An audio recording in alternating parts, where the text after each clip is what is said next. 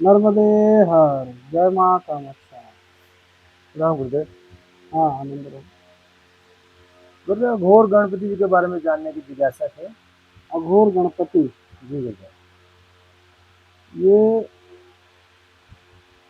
अघोर गणपति जो है,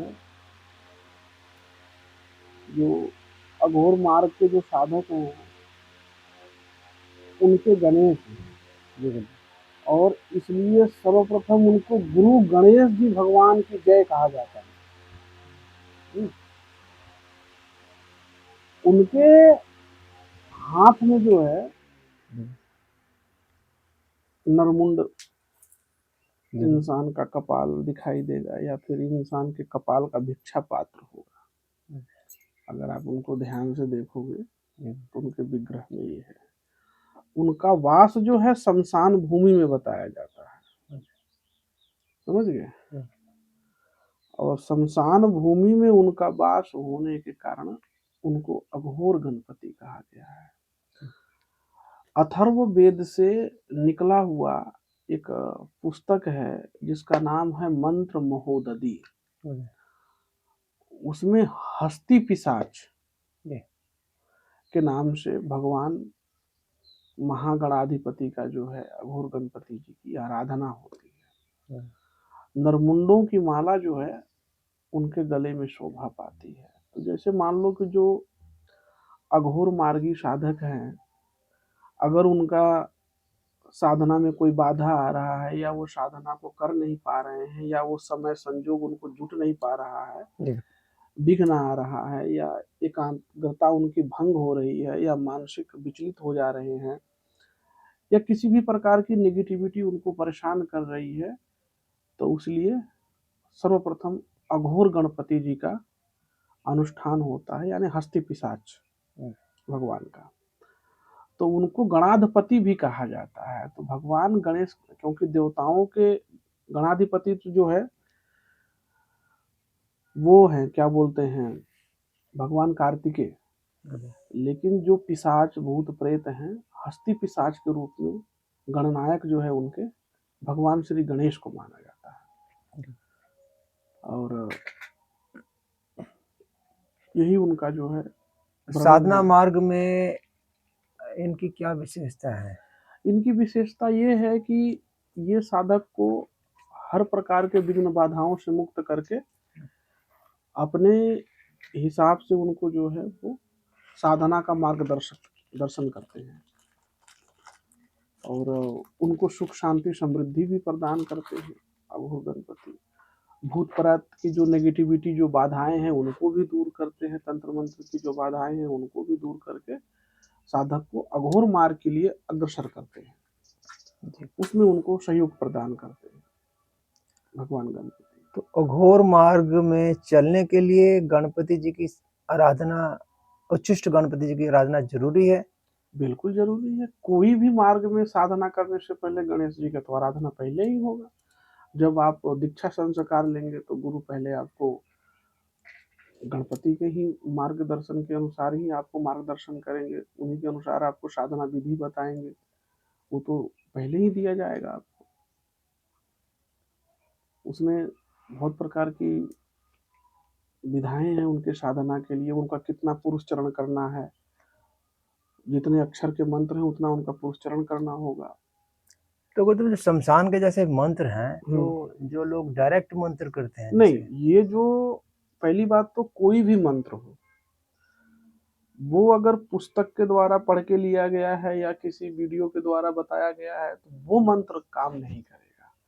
असफलता का सबसे बड़ा सूत्र है, ठीक है। मंत्र वही काम करेगा जो जागृत होगा। जैसे कि मान लो एक मंत्र मेरे गुरु से मुझे प्राप्त हुआ, वही मंत्र पुस्तक में भी है, वही मंत्र वीडियो में भी लोग डालते हैं, लेकिन वो मंत्र जो है वो काम नहीं करता। जो पुस्तक वगैरह का जो मंत्र, या उनको सफलताएं नहीं मिलती, वो इसलिए नहीं मिलती है क्योंकि वो मंत्र जीवित नहीं है, ठीक है। और जो परंपरा से जो मंत्र आपको मिल रहा है, यानी वो हमारे दादा गुरु से मिला होगा, परदादा गुरु से मिला होगा, यानी जब से सृष्टि उदय हुई है तब से वो मंत्र चला आ रहा है, समझ रहे हो? तो यानी वो जीवित मंत्र है, तो जो हमें मिला वो जीवित मंत्र है, जो हमने अपने शिष्यों को दिया वो जीवित मंत्र है। तो वो मंत्र जो हमारे अंदर जो दिया जाता है, जैसे मान लो हमारे गुरु ने हमको 50,000 बार जप करके हमको 50,000 एक से दिए। अब हमको 50,000 का तो फल वही प्राप्त हो गया ना। अब जो हमारी संख्या जाएगी वो 50,000 एक से जाएगी। समझ रहे हो? तो मान लो हमने 1 लाख जप कर लिया, तो हम अपने शिष्य को अगर देते हैं तो वो 1 लाख से आगे जाएगी। तो इसीलिए कोई भी मंत्र, चाहे वो यक्षिणी हो, चाहे वो भूतनी हो, चाहे वो पिशाचनी हो, चाहे वो देवता का हो, चाहे वो आत्मज्ञान का हो, चाहे वो मोक्ष का हो, जो भी मंत्र है वो परंपरागत अगर आप उसे स्वीकार करोगे तभी वो सिद्ध होगा, तभी वो काम करेगा। अन्यथा पुस्तक से सारे मंत्र सिद्ध नहीं हो जाते।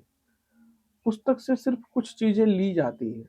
मैं ये नहीं कहता कि पुस्तक की जरूरत नहीं है, पुस्तक की जरूरत है, लेकिन जो साधनाओं का जो बीज मंत्र है वो परंपरागत से ही जो मिलेगा वही आपको सफलता प्रदान करेगा। अन्यथा मनुष्य उसमें जो है असफल हो जाता है और फिर वो दोष जो है बहुत सारी चीजों को देने लगता है। और जो परंपरागत जैसे जो गुरु के सानिध्य में रह के अगर वो कर रहा है निष्ठा के साथ, विश्वास के साथ, तो उसको निश्चित ही 100% उसको गारंटी है कि उसको सफलता प्राप्त होगी। लेकिन बशर्ते उसका मन, कर्म, वचन उस दिशा की ओर हो। अब जैसे बहुत सारे लोग आते हैं कि हमें अघोरी बनना है, तो अघोरी का मतलब क्या है? वो किस लिए आ रहे हैं?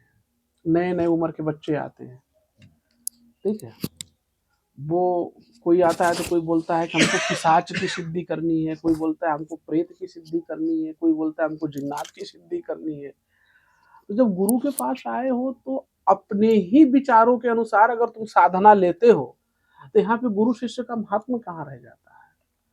वहां भी तुम्हारी ही चल रही है। समझ रहे हो?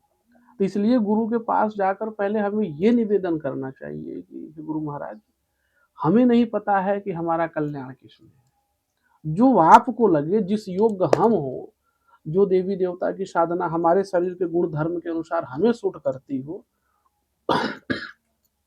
उस हिसाब से हमको दीक्षा दो। अगर उस हिसाब से अगर वो मांगेंगे तो गुरु उनके कल्याण के बारे में चिंतन करेंगे कि उनका कल्याण कैसे होगा, कौन सी साधना इनको फलीभूत होगी। ठीक है। अघोर को लोग जैसे ज्यादातर ये समझते हैं कि जैसे तंत्र, जो तांत्रिक होते हैं, मारण, उच्चाटन, वशीकरण, ये सब चीजों से उसको रिलेटिव करके वो जाते हैं। शमशान भूमि, मैंने पहले भी आपको बताया था कि शमशान भूमि में अघोरी भी रहता है, तांत्रिक भी रहता है, और वहां पे जो है नशाखोर भी रहता है। ठीक है। इसका मतलब ये नहीं कि सबका सब अघोरी हो गया। उसमें ये देखना होगा कि मोक्ष के लिए उद्देश्य लेके कौन बैठा है। वो अघोरी होता है, जिसका उद्देश्य सिर्फ मोक्ष होता है या ईश्वर की प्राप्ति होता है। और शमशान भूमि तो सबसे पवित्र भूमि मानी जाती है, भगवान शिव भी कहते हैं, जहाँ पे ये 100 यानी शिव जो शरीर है ये पंच तत्वों में परिवर्तित होता है और आत्माओं का वास होता है। तो आत्मज्ञान की प्राप्ति ही तो अघोर का लक्ष्य है। यही है बस। तो कोई साधना जो है इसका मतलब जैसे कोई डायरेक्ट महाकाली की साधना है या जो करते हैं लोग, तो पहले गणपति जी की साधना जरूरी है? बिल्कुल। अगर कोई भी आप देवी देवता की साधना करते हैं बिना गणेश जी की आराधना किए, उनकी उपासना किए, उनका प्रोच्चारण किए, उनका जप किए और उनसे वो चीज मांगे कि हमें इस काम में आप सफलता प्रदान करें, अगर ऐसा आप भाव रख के अगर साधना करेंगे तो आपको 100% गारंटी है कि सफलता आपको निश्चित प्राप्त होगी। नहीं तो फिर साधक इसमें भटक जाएगा। तो गणपति जी की जो साधना की जाती है, ये क्या साधक को क्या प्रदान करते हैं, क्या वर प्रदान करते हैं? गणेश जी उसके जीवन के हर प्रकार के विघ्नों को हटा देते हैं, जो विघ्न बाधाएं होती हैं, और हर मार्ग में उसे सरलता के साथ उसको सफलता प्राप्त हो जाती है। जी। चाहे उसका उद्देश्य कुछ भी हो, चाहे उसका उद्देश्य भौतिक हो या आध्यात्मिक हो। और हमारे समझ से तो ये जो अघोर गणपति हैं, इनका सिर्फ अध्यात्म से रिलेटिव ही इनकी साधना करनी चाहिए। जी। जिनको मोक्ष की इच्छा हो, मोक्ष की इच्छा उनको होती है जिनके लिए संसार ये जहर के समान हो जाता है, संसार में उनको उनका मन नहीं लगता, उनके लिए ये साधना जो है उत्तम है। जी, इनकी आराधना करके और इनसे प्रार्थना करके आप साधना मार्ग में गुरु महाराज के बताए हुए निर्देशानुसार अगर चलोगे जी, तो 100% गारंटी है कि आपको सफलता प्राप्त होगी, इसे कोई रोक नहीं सकता है। जी, जी गुरुदेव प्रणाम। ठीक है, नर्मदे हर। प्रणाम।